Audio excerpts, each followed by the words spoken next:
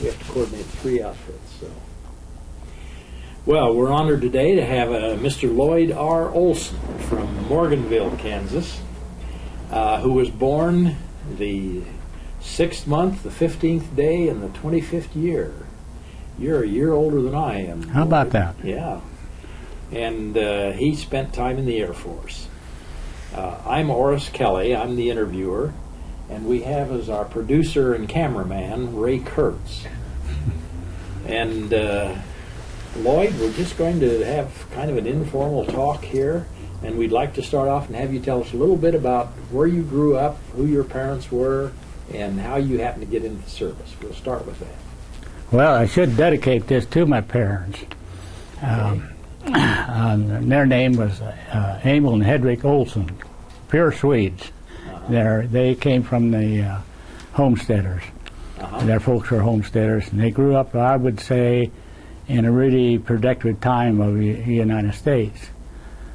And as we progressed along, there was 2 brothers ahead of me and 1 behind me. So they didn't look out too good. They had all boys. Yeah. So your mother was outvoted on every issue. Right. She had a lot of work to do. Yeah. Now, was your dad a farmer? Yes. Yeah. So, okay. Now the next thing, you remember your name, rank, and serial number? Yes, I sure do. Yeah, 17168, 103. 103. Okay. Yeah, and of course, private. But you attained the rank of sergeant. Yes, we finally did. Where were you on Pearl Harbor Day? I was over. Of course, we went to church that morning, and our radio wasn't working, which wasn't unusual because we had battery radio out there on the farm, you know. And went over to a neighbor, and he had a Water Boy Kent. I remember that, and it was working. And that afternoon we come in. Their mother, you know, fixed us some lunch, and we came in the house and tell them about Pearl Harbor. And of course, their dad was in World War I. He never got out of the United States, but so he was familiar with the Army, and of course they had boys too, and so they was pretty concerned. So you had 2 older brothers and 1 younger. Yeah. So all of you were pretty ripe for service. The 3 of us were. The other one was way younger, born in probably 33. Well, how did you happen to get into the service? What are the circumstances? Well, I'll have to back up there. Okay. Going to grade school, why, and which you can relate to the dirty 30s, you know. Yeah. And we had a little library there, probably 6 books. And one of them was a book on Limburg. And so I thought that looked pretty interesting, and I got reading on that. And that time, at that particular time, 34, 35, speed was quite a little bit of a thing as far as running automobiles. Or Ford did come out with the V8, and it would really skid down the road, and it was fast. And that was, for a 10-year-old, that was pretty exciting. And I'll have to tell about first ride in a Ford V8 was a neighbor young man who wanted to see my older brother, and he had a 34 Ford, and he said, you want to go for a ride? And I crawled in the back seat. Well, the old Model A, it'd go 60 and high, and he went across Dad's wheat field, and he was 60 and second. Then years later, I figured out why he didn't go out in the road, because them roads were full of ruts and everything. You couldn't drive like that out there. And so, after reading Limerick's book, I thought, boy, an airplane, they tell me, you know, he averaged a little over 100 miles an hour on his trip across the ocean. And I thought an airplane would be fun to get into. And though, okay, then how did I get in the Air Force? Well, then it was a bad thing. I was reading in the paper there that you could join the Air Force, but you had to have a high school education. Well, I figured on quitting at the 8th grade, like a lot of them did. So I had to force myself to go to high school, and of course walk 4 miles and ride a bicycle and to get there, and which helped. And when I was 17, I enlisted in the cadet program, and you could kind of choose what you want to try to take, and you take tests for it. And I wanted to be engineer on the 17. By that time, the 17s had just starting to bomb Germany, you know. Now, how old were you when you enlisted into the cadets? I was 17. You were just 17? Yeah, they take it what they call the reserve. Yeah. But you had to pass the test, that's the first thing, and the health test was pretty strict for that. You had to have 20/20 eyes and that kind of thing. But you passed it all? Yeah, I lucked out and passed it. I helped a cattle truck and got a ride to Kansas City to take the written test at Wyandotte Courthouse. And I'd never been out of the township hardly, but I rode down and stayed overnight, and where the truckers stayed down at the Exchange Building down there in Kansas City, and I rode with the truck back, and then the fiscal was taken at Fort Ryder, I believe it was. Yeah. So. And then, what was? Do you remember the date that you entered the Air Force to start the program? Yeah, it was in November of '43. November 43. Yeah, in that. Yeah, that exact date, but latter part of November. And where did you go? Well, we went to Amarillo, Texas, for basic. How did you get down there? You know, that's a good question. Oh, I had to get to Fort Riley on myself, and had another physical. Yeah. And then the Army took care of it. But my brother was home, and he went with me to Kansas City because I'd never been to Kansas City. Yeah. And were you scared, anxious? Yeah, well, I'd say anxious because I wasn't scared, but I was anxious because I didn't know. And you know, and then to get slapped right in there at Fort Riley, which you probably went through, they really give you the run around. Yeah. Sure. So. And then from you went down to Amarillo then for training. Mm-hmm. And what kind of training did you get? Remember anything about Well, it's regular infantry training. You see, that was the Army Air Force. They were connected with the Army. They should have never been connected with the Army, as far as I concerned. Yeah. But they'd done the same thing as the Army. You know, we had the hikes and all that stuff. But it didn't bother me any because I'd worked on running on the trashing run, pitch bundles that summer. Sure. And so, you were in shape. Yeah, I was in shape. I couldn't figure out why them guys get tired. Then the Army, they would, they'd rest every 10 minutes, or every 10 minutes out of every hour. Yeah. That was stupid, I thought. We never done that either, you know. So, that's right. So it was quite a shock. Yeah. And then after you finished kind of the basic training that you had to take, where were you sent next? Well, we took all these tests, and I'd passed the test for be engineer on any plane. I mean, but you had to go to mechanic school to get that. Yeah. And I got shipped to school, which was on the other side of Amarillo, airplane mechanic school, and it was about 30 of us in that barracks or so. And we never did start, and we couldn't figure that out. So one day they come along. Well, the first thing they did, I don't think they knew what to do with us. We thought first they'd wait for the class to start. And after formation, they'd come up and put us on detail. Well, then we got smart after formation, and we'd disappear around. And they didn't want us in the barracks. That was the obvious. So we'd go to the day room and hide out and go to mess. And it's about a week of that, and then finally they said they reclassified. They wanted clerks, and all those guys that went to a little high school, we'd taken typing, and that was the first thing. Yeah. And I didn't want to take typing, but I had to get enough credits. Yeah. And so we got out there, and now my two friends would got to be really good friends, Herschel Ballinger and Miss Murphy, and I flunked the test on perfect. You did on purpose. Yeah. And I had an interview with the sergeant. I'll never forget that. And I thought, boy, I'm going to get out of this. And he said, "You sure done poor, but I'm going to make you a clerk anyhow." And he stamped on. So they sent it up to South Dakota, and though I got a job on the line shack, working in a line shack down there for a lieutenant, and I worked one shift. And I asked him next shift if I could go out on the line. It was about zero weather. I said, "I come from a farm. I love to work on airplanes." And boy, he assigned me out there. And as luck would have it, the crew chief he really knew that airplane, and I learned a lot. We'd run up the engines and change engines, and our plane happened to flew more hours that next month than any other on the base, so I got promoted to PFC right off the bat. So I was really climbing the ladder.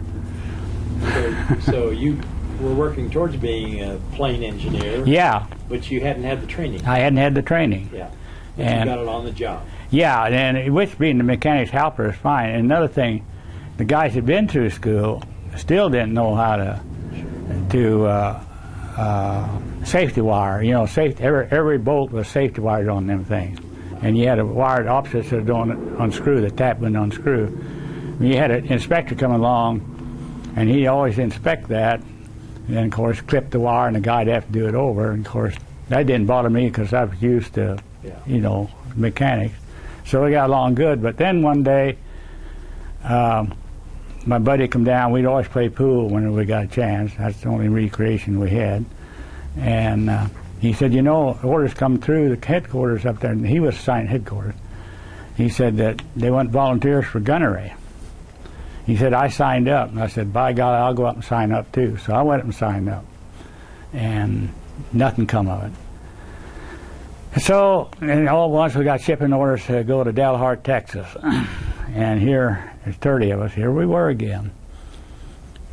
And they was all clerks except me. And I was the big shot, the PFC, and they put me in charge. And I never wanted to be in charge of nothing. But he said I could get a helper to handle the tickets and everything. So I picked up, of course, Herschel. He helped me then. We got to Denver, and I got reading orders, and it said in there that report upon arrival. Didn't have no time, so we stayed in Denver a couple hours, and the guys promised they'd be back, and they were. And we went on to Dallas. Well, they didn't know what to do with us.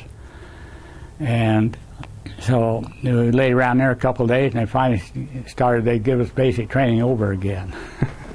So I had to go through that. And this time it was really rough because we had a washed out West Pointer for our instructor. And I was soft this time, so it was rough. Yeah. But eventually what they was doing, the B-29s had just come out. And they shipped us to Pratt, Kansas for join the B-29 new outfit. And that's what it's needing all these clerks for, because, you know, the Air Force is growing so fast they needed clerks. But they got my number down there as a mechanic, MOS.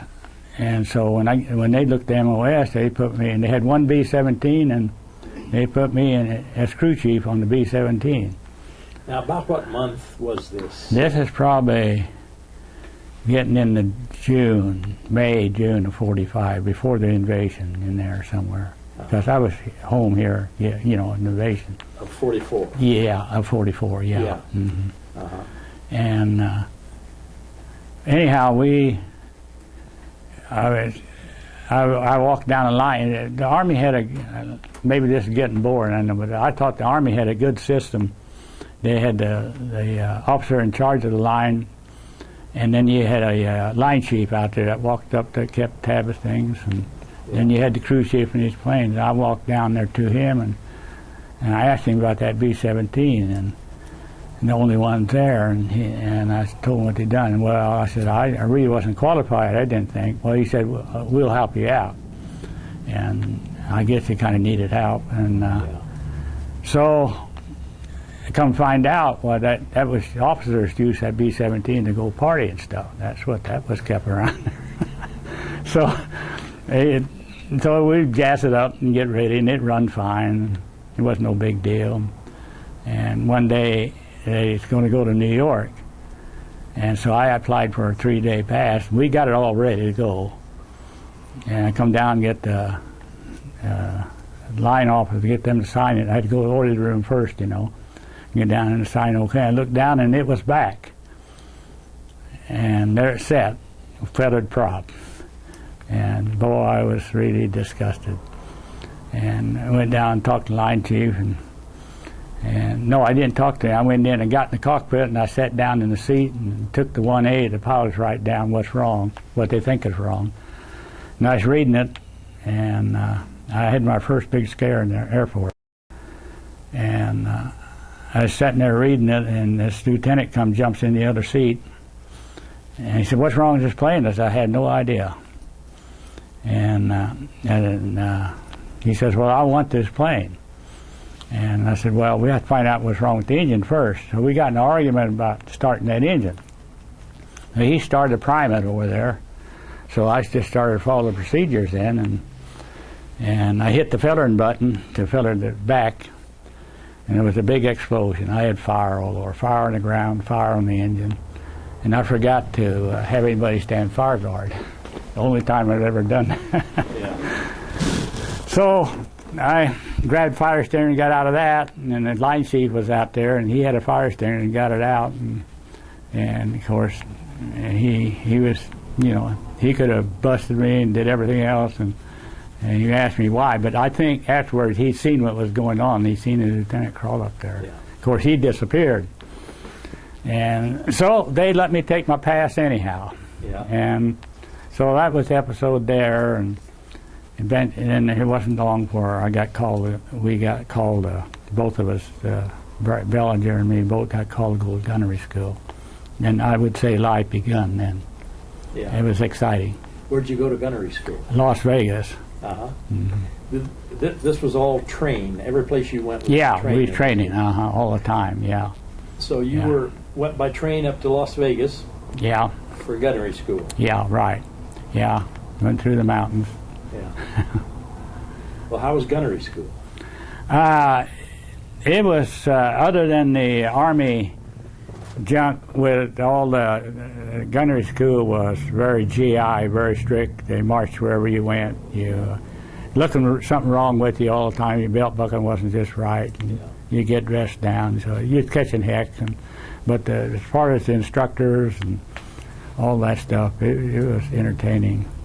What kind of training did you have to do? Was it stationary training from the ground? Yeah, first it was on 50 caliber. We learned how to take 50 caliber apart,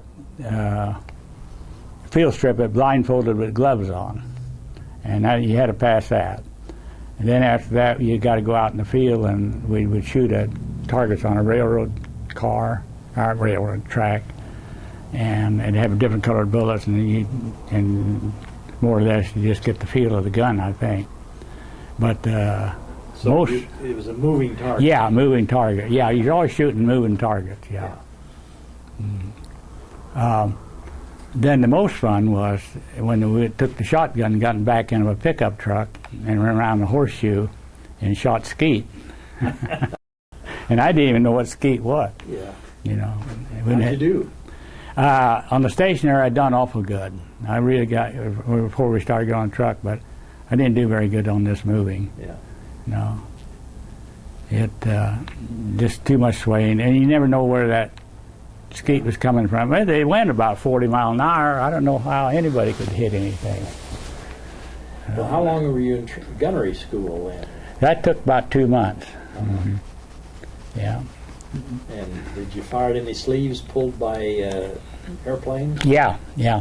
The last 2 weeks we did a lot of that, and then on the turret, I was, I'm getting ahead of myself here. When we went to gunnery school, the first thing I took on an orientation flight, and the ones that were like radar operator, they knew what gun he's going to fire, and the engineer fired the top turret up there, so they knew one. But the others, they pointed to them. Well, it come down to the ball turret. Nobody would take it. Yeah. And so we was going along there, and they get about ready to go back, and I should have. I was going to be engineer, is what I was going to be, but I was pretty reluctant, and I said, heck, I'll take the ball turret. And my friend, he also had taken the ball turret. So now, when we went to train on the ball turret, we went to the Indian Springs there and flew out of there. Also, we would train in the ball turret hanging down from a shed, and then the lady pilots, they'd come and I guess it wasn't and they'd fly real low and come right at that shack and pull right up over, and we would track them, with film in our gun. And you could always tell when one of the guys, they'd come in a little closer, but I guess the worst job a pilot could have is pull a sleeve target. You ever heard that? Oh, yeah. Yeah, and that was... You never scared any pilots by getting ahead of the sleeve? Well, the first time we went up, see, I didn't... we didn't use the turret guns on the sleeves. We fired the waist guns and we had different color bullets in the fire.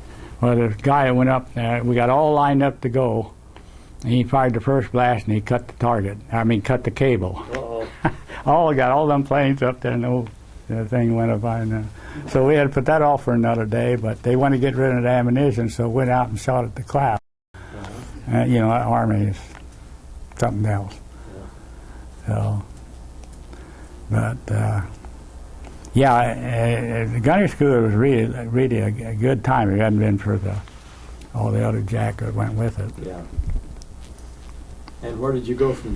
Were you assigned then to a group after the gunnery school, or? Yeah, we got a 15-day furlough, and we met back at Lincoln, Nebraska. And then we was put in the crew, and then we took our what they call high altitude training. That's when training got real dangerous, all the way around. And I was lucky; I just got on a wonderful crew, and we trained down in Alexander, Louisiana, and we did a lot of flying. And this was, now what plane was this that you were in? The B-17. Mm-hmm. So you were still in B-17? Yeah. You never knew, you just never know what you get assigned to, but I did get assigned to B-17. Yeah. Was that when you were at the 447th? That's where we got in the 447, is over there in England. Yeah. Now, so after you finished gunnery school and your high altitude flying, then what did you do? We come back to Lincoln, and we processed for got put on combat status, and we were, frozen on base, all that good thing. And they said a third of the crews to get a plane to fly overseas, and the rest had to go by boat. And I don't know how they picked the third, but I kind of suspicious our pilot and our navigator were really good. We just never got into any problems, and I think that's why we got picked. And but anyhow, so you flew over rather than went by boat. Yeah, but we had some fun before we went. They said if we did any bus job, they'd take the plane away from us, and so we took the plane up to check it out. That's what ours was do. They stopped the props and feathered everything. Everything worked. The turret worked. Everything worked perfect. And the plane had 13 hours on it. And none of us had ever had anything new before, And it was one of them silver ones. They quit painting them. Yeah. So the pilot says, of course, he had nicknames. They naturally called me Ole. He says, Ole, he says, come on up. He says, you don't live very far from here. And I said, no, 100 miles. He said, let's go home. And so I went up the Navigator and picked up our little town in Morganville. And it wasn't a long ways there, and he made a 360, Dick, or Skipper, we always call him Skipper. He made a 360, and I says, I don't think we better bust this thing. I said, somebody might be patriotic and turn in our number, I said. And so we didn't, but so we went out where I lived at, and we busted a home place, and did a good job of that. But if we went down through Main Street of that town with that 4-engine bomber, they'd still be talking about it. So then next morning we left overseas. And you flew, how did you fly? What was your route? We went to New Hampshire, and then to Goose Bay, and then Iceland, then Prestwick, Scotland. Yeah. Mm-hmm. And then what was your assignments from there then? Well, we ended up, in the 447th, and I did have to back up here a little bit. At New Hampshire, we stayed overnight, and we had the briefing in the morning. We was out all cuddled around the plane there. And I asked the pilot, I says, that was quite an overtaking flying overseas without radar or anything. I mean, it was up to the navigator. And I says, you think we'll make it? And he said Limerick did, so the Limerick name come up again, He said, no reason why we can't. Limerick made it. Yeah.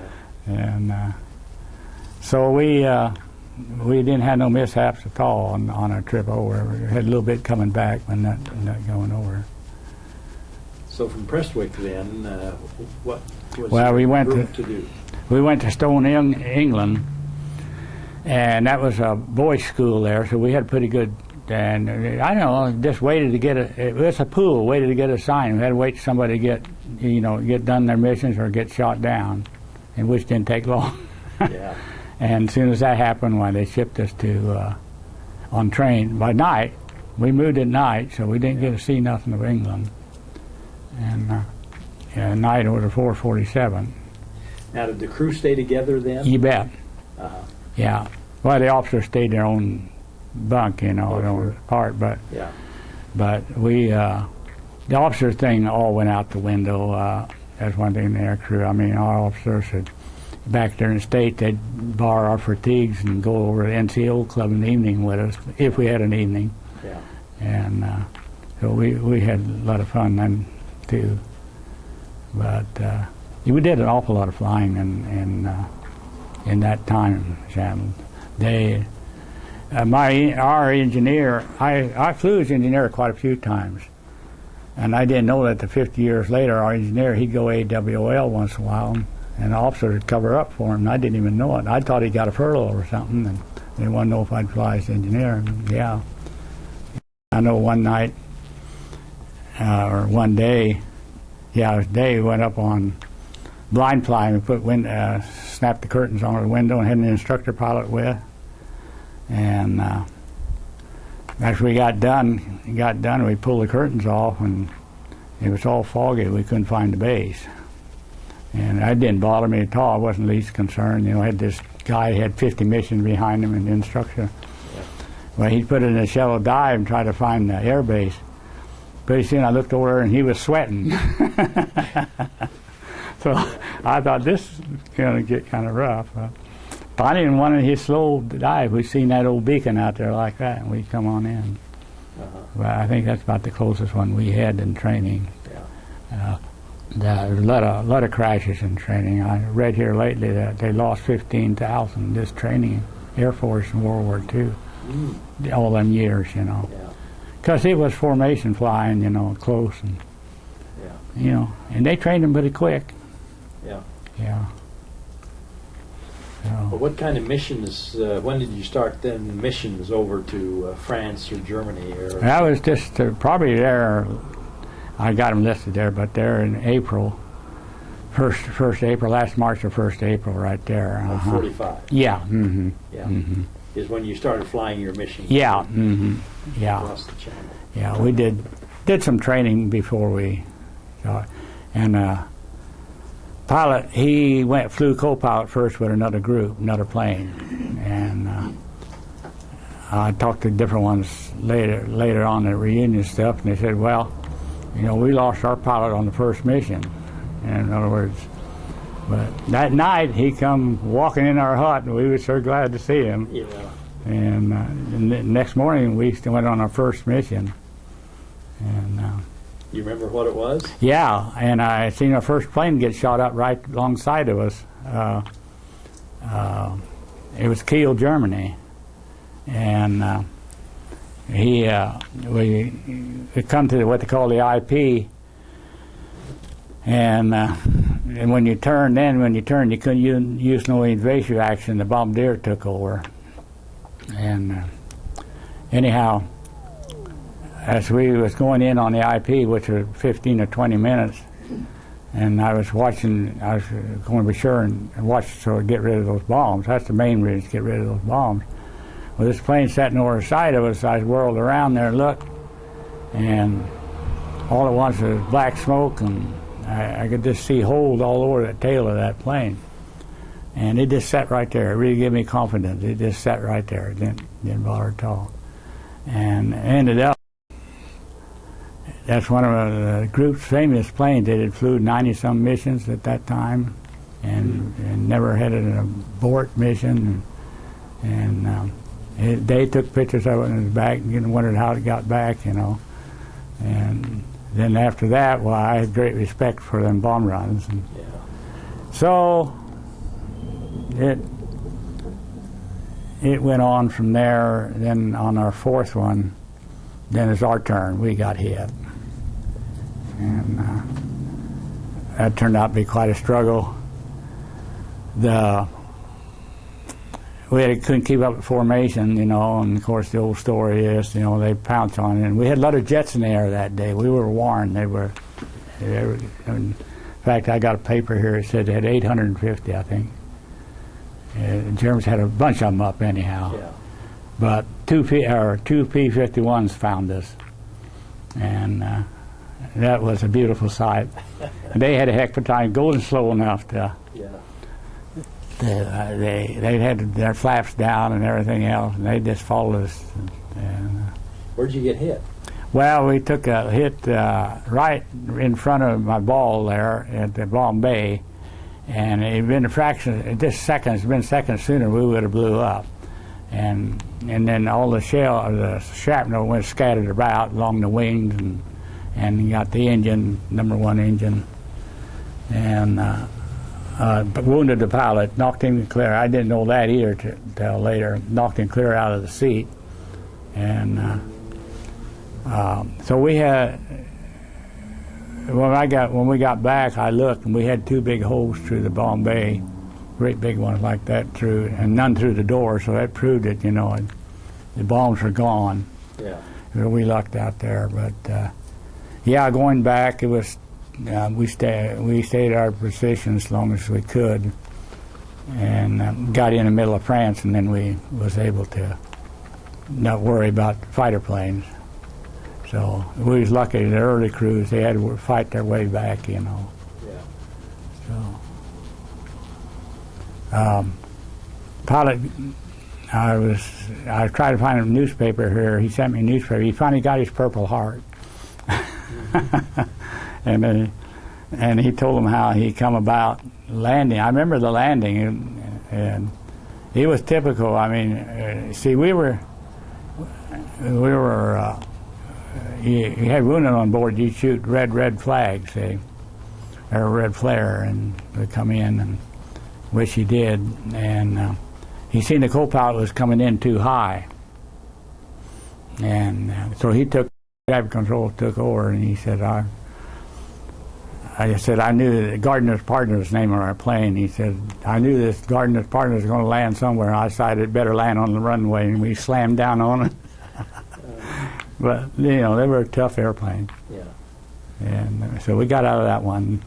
Then we were grounded and I loaded bombs and stuff at night. And that was your second mission that you got hit? Fourth mission. That you got hit. How many missions did you fly? Then, well, see, the war was progressing along pretty good then. Yeah. And so we flew 3 more, so that gave us 7 missions. Yeah. One of those missions, the last one we flew, kind of bothered me. I never knew anything about napalm, never heard of it. Yeah. And we had something new to drop, and they told us about it. And water, you know, you put water on it, it just burned all the worse. Yeah. And then we went out to the plane and got it ready to go and looked in Bombay. Sure enough, there they were. There were fuel tanks, external fuel tanks filled up with this napalm. And you see, with a common bomb load, the bomb wouldn't explode till you armed it. Yeah. You took off with them, you know. Well, look what, you wouldn't have much chance with that in there. But anyhow, when they dropped them on there's Germans, they wouldn't give up pocket. They wouldn't give up. And of course, I was watching it when they dropped. Boy, them things hadn't more than dropped out of the, see, they had no fins on or anything, dropped out of the Bombay. They hit together and just big fire. And I really felt sorry for them people underneath. I mean, they had the chance to give up. They wouldn't. But it had to have been terrible. Yeah. and we could have cracked up on. But they must have knew there wasn't going to be any flak. There wasn't any flak on that mission. You wouldn't want any with that stuff in it. Yeah. So it ended up then. The other two weren't very rough. They was putting up a lot of stuff. But we went to Munich, and this is I got a map here, escape map somewhere. But anyhow, it was all silk. Had a little compass.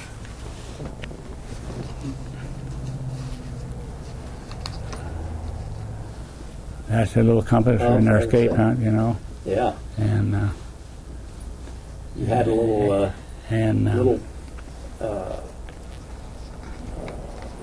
bailout pack. Yeah, escape rat, yeah. Yeah.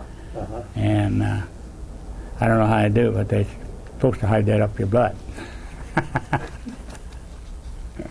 Yeah. So they had funny ideas. And you got an air medal. Yeah, they gave us the air medal.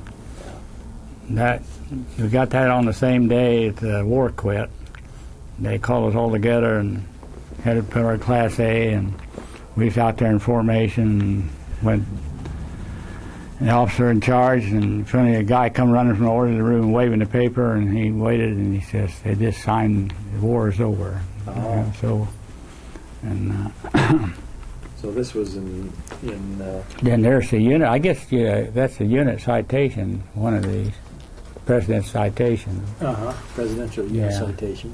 And this is your air medal ribbon. Yeah. And here's another air medal ribbon. Good conduct medal, and 2 battle stars for the European theater. Yeah, one of them was a crossing of the Rhine. And and here's you can read better than I, but here's all these guys got that, and here's what the citation says there. Oh yeah. On that deal there, but that there. For meritorious achievements while participating in heavy bombardment missions. Well, that's very good. Yeah, and we can't. The crew, you got to have a good crew to survive. Yeah. And here's the pictures. Hold it up in front of you there, so in front of your chest. And this is in training in the United States, and this is how it had changed. This is always so cold. And we got nylon jackets there to wear with our other clothes. And which one are you? Well, of course, I'm right in there. In the center. The ugly one there. Yeah. Yeah. Well, that's great. And you ever have any reunions? Yeah, you bet. Only crew members I ever was able to find was the pilot and the navigator. And the navigator lives at Richardson in Dallas. And the pilot lives down here in Oklahoma, Marlow, Oklahoma. And the enlisted men, I could never find them. I didn't hunt until 10 years ago. Yeah. See, that's the trouble. But 447 bomb groups had a reunion. We've been to several of them, our bomb units, and some of the guys I knew. And I've been back to England. I want to take my wife back there because I always telling how pretty England was. And finally got there in 1990, and she enjoyed it. Yeah. Well, now when we finished your missions, were you scheduled to come home then? Yeah, we tried to get home, but the weather was so bad, hurricanes back, we couldn't get here till July. So in July of 45, yeah, is when so you came home. May 8th, till July, we did a little more training and stuff, but not a whole lot. So you flew back with the same crew? Same crew. So you got to stick together the whole time? The whole thing. And we was lucky when usually like somebody, like pilot get wounded or something like that, they split the crew up. Yeah. But I think our navigator had a little bit of pull there or something. He talked to him and we stayed together. And so the pilot recovered? Yeah. Yeah. Oh, he had a little trouble with it, but yeah. Very good. And then so in July you flew back to the States. Where did you land, and when did you get discharged? Well, I didn't get discharged till in December later part of December of 45. Yeah, and we just. But when we were supposed to go to Japan, see. Yeah. And we landed at Bradley Field, Connecticut, and then we got a 30-day furlough, and they dropped the atomic bomb while we was home. Yeah. You couldn't beat that. Yeah. Yeah. And so it took a while before we got the discharge. So after your 30-day furlough, you came back to Morganville, Mm-hmm. and then went back to Connecticut. Yeah. Mm-hmm. And where were you discharged from then? Well, actually, we went down to Tampa, Florida after Connecticut. And we just did detail work, and then then I got to move again. They moved me back to Alexander, Louisiana, and I worked in the water pool for about a month is all.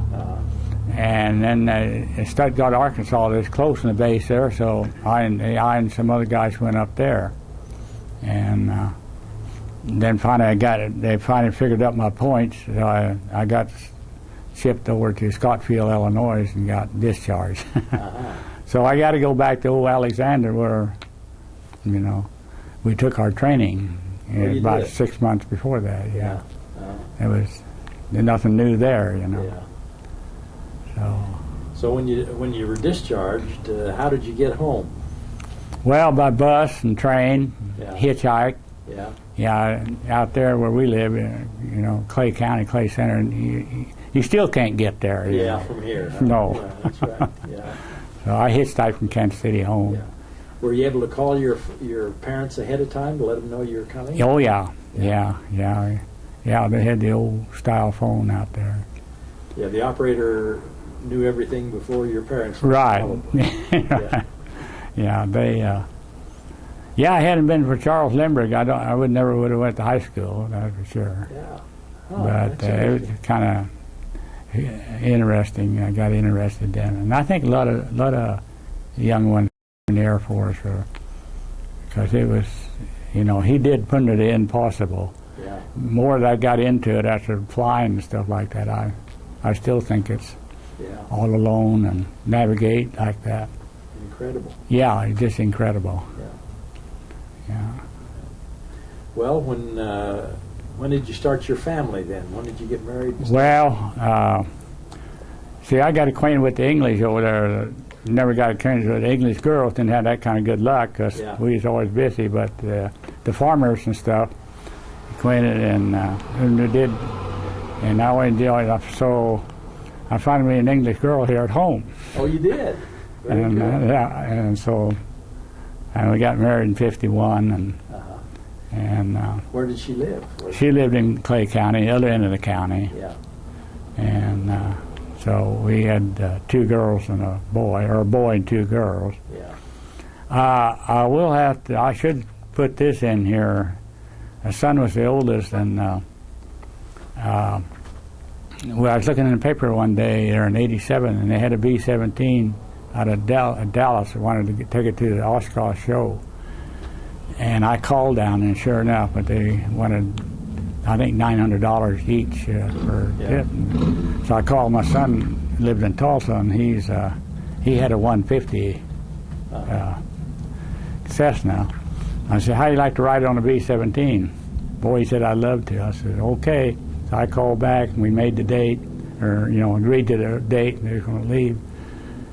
And we drove down there and shortened the story up and met the crew, and there was a doctor and his son, and the wife, she flew as engineer. And we took off there was about 15 of us. And we took off for Oshkosh, and we got up to the Red River, and I was in the waist back there and had the earphones, did have the earphones on. I noticed number 1 engine was leaking oil. Number 3 engine was number 4 engine was leaking oil. So I was a little bit concerned about that, and not for myself, but my son up there. And so I put the earphones on, and they said the 2 pilots were talking. They thought they'd overfill it. Well, I knew better than that. It was too much oil coming out for overfill. Finally, it started to get clear back on the tail, and they decided to feather the engine. So we turned around and went back to Hickman Field. I think it's Hickman Field in Fort Worth. That's where they were based. Uh-huh. And we landed and got out and talked the door and got ready to work on it. We started work. We pulled the cowling off, and this dock had all the parts you needed. He had them all there in that hangar. Brand new jugs, we call them piston stuff. And it had dropped a valve. And that's where, the leaking compression and blowing the oil out. Yeah. So, there was a simple engine, 9/16 and 3/4 wrenches, and this boy, I'd hand him the wrenches, and the boy kept taking off the parts, and we finally went to bed about 10, and about 2 they got it back together. And next morning we started up and flew up to Oshkosh. Yeah. And so I doubt if anybody that probably had their son fly in this kind of the same plane he flew in the war. Yeah. My son flew in there. So on the way back from Oshkosh, he called down to me and wanted to know if I'd wanted some stick time. And I said, no, I'm okay. I said, how about letting my son? Oh, yeah, he never thought about that. So our son, Dan, he got up there, and he's got a half-hour 4-engine time on his card. Yeah. Yeah, so. Well, what did you do after the war? Did you get to use the GI Bill? Or? Yeah, went to agriculture trade school-like thing. And where was that? They had that in Clay Center at the high school, and they taught shop and stuff, which was good. Yeah. The other stuff,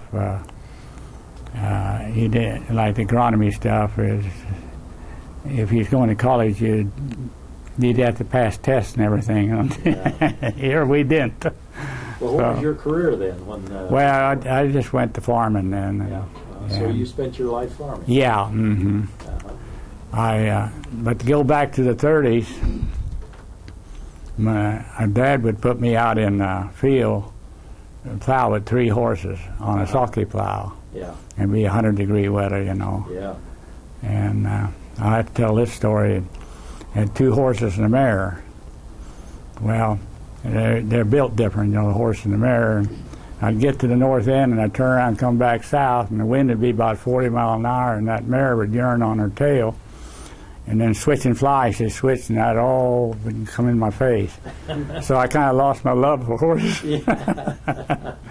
And years later, then I used to think about that, and my air-conditioned tractor, I'd get tired and one thing and another. I thought, could be worse. Could be driving horses yet.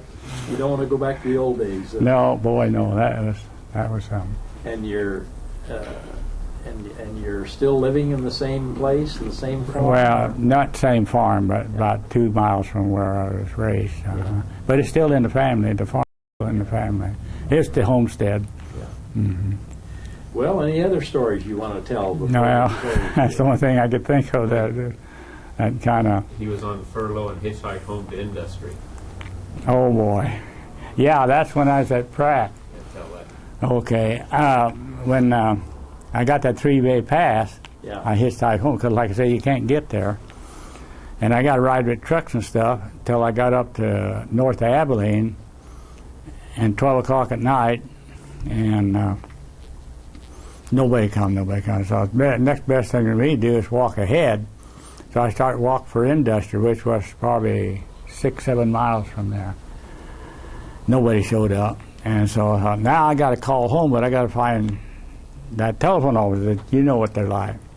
So I started walking down the street looking for a telephone line that go into some house. And I was standing there looking out there, and some gal come out of the house with a house coat on. And she come out, stood there looking, and I says, hi. Boy, she's scared, just scared the heck out of her. And so I asked her where her telephone office was, and she told me. And then my brother was home yet. He come down and got me that night yet. So, yeah, the hitchhiking horse didn't work. Yeah. But I really alarmed that gal. Yeah.